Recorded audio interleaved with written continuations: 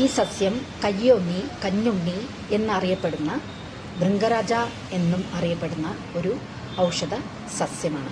ഇത് തണുപ്പുള്ള സ്ഥലത്തും ചതുപ്പിലുമൊക്കെ കണ്ടുവരാറുണ്ട്. പാടങ്ങളിലും വീടിൻ്റെ ചുറ്റുവട്ടത്തും ഒക്കെ ഇത് ധാരാളം കണ്ടുവരാറുള്ളതാണ്. മുടി കറുക്കുവാനും മുടി വളരുവാനും താരൻ കളയുവാനും കഞ്ഞുണ്ണി സമൂലമെടുത്ത് ക്ലീൻ ചെയ്ത് എണ്ണയിൽ കാച്ചി വെക്കാറുണ്ട്. ഇത് 3 തരത്തിലുള്ള പൂക്കളുള്ള കഞ്ഞുണ്ണി കണ്ടുവരാറുണ്ട്. വെള്ള, നീല എന്നിങ്ങനെ. കേശരാജ, കേശവർദ്ധന, കുന്തളവർദ്ധന എന്നൊക്കെ സംസ്കൃതത്തിൽ ഇതിനെ പറയാറുണ്ട്. ഇത് വാതപിത്തത്തിൽ മരുന്നിനു വേണ്ടി യൂസ് ചെയ്യുന്നു. വ്രണം ഉണക്കാൻ ഇതിൻ്റെ നീര് യൂസ് ചെയ്യാറുണ്ട്. കാഴ്ചശക്തി വർദ്ധിപ്പിക്കുവാനും തലവേദന മാറ്റുന്നതിനും രക്തം കൂട്ടുന്നതിന്, അത് ഹീമോഗ്ലോബിൻ വർദ്ധിപ്പിക്കുവാനും ഇതിൻ്റെ നീര് യൂസ് ചെയ്യാറുണ്ട്.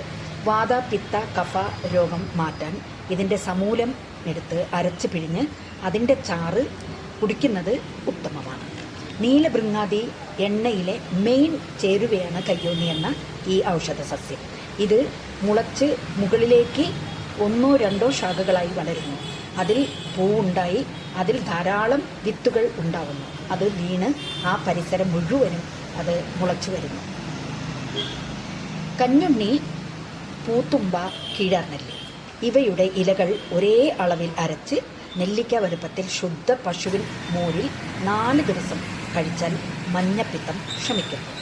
ഇനി തേൾ വിഷത്തിന് കഞ്ഞുണ്ണി അരച്ച് അത് കഴിക്കുകയും തേൾ കടിച്ച സ്ഥലത്ത് പുരട്ടുകയും ചെയ്യുന്നത് നല്ലതാണ്. കയ്യോന്നി സമൂലം കഷായം വെച്ച് കുടിക്കുന്നത് ഗർഭാശയ സ്രാവവും അമിത ആർത്തവും ശമിക്കുന്നു.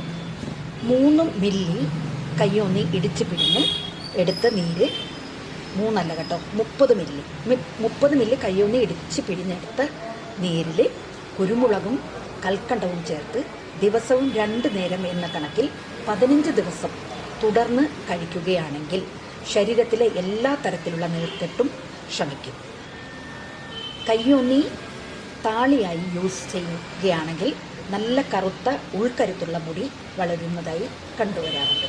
കയ്യോന്നി ഇടിച്ച് പിഴിഞ്ഞ നീരിൽ കയ്യോന്നി തന്നെ കൽക്കനരച്ച് ശുദ്ധമായ എള്ളെണ്ണയിൽ കാച്ചി തലയിൽ തേക്കുമ്പോൾ മുടി കൊഴിച്ചിൽ മാറി കാഴ്ചശക്തി വർദ്ധിച്ച് ശരീരവേദന കുറയുകയും ചെയ്യും. വെള്ളം ചേർക്കാതെ കയ്യോന്നിയുടെ നീര് ലേപനം ചെയ്യുകയാണെങ്കിൽ തലയിൽ വട്ടനെ കൊഴിയുന്ന മുടി കൊഴിച്ചിൽ ശമനമായി കിട്ടുന്നു.